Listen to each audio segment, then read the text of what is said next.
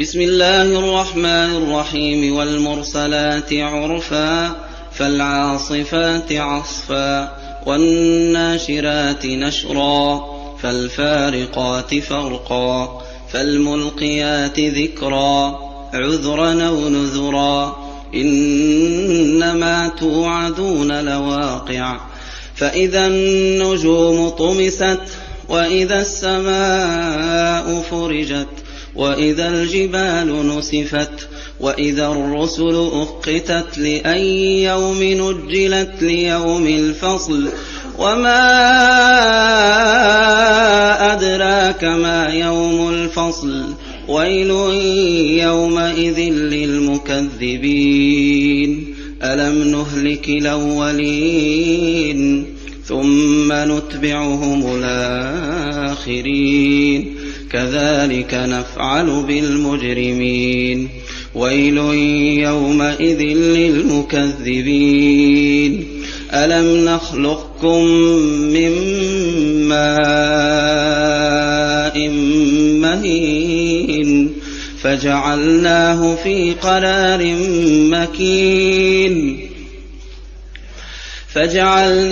في قرار مكين إلى قدر معلوم فقدرنا فنعم القادرون ويل يومئذ للمكذبين ألم نجعل الأرض كفاة أحياء وأمواتا وجعلنا فيها رواسي شامخات وأسقيناكم ماء فراتا ويل يومئذ للمكذبين انطلقوا إلى ما كنتم به تكذبون انطلقوا إلى ظل ذي 3 شعب لا ظليل ولا يغني من اللهب إنها ترمي بشرر كالقصر كأنه جمالات صفر ويل يومئذ للمكذبين هذا يوم لا ينطقون ولا يؤذن لهم فيعتذرون ويل يومئذ للمكذبين هذا يوم الفصل جمعناكم والأولين فإن كان لكم كيد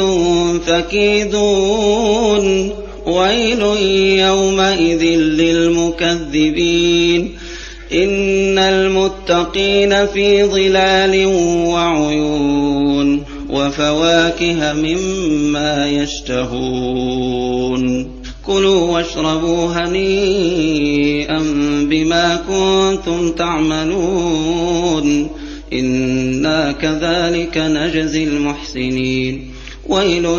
يومئذ للمكذبين كلوا وتمتعوا قليلا إنكم مجرمون ويل يومئذ للمكذبين وإذا قيل لهم اركعوا لا يركعون ويل يومئذ للمكذبين فبأي حديث بعده يؤمنون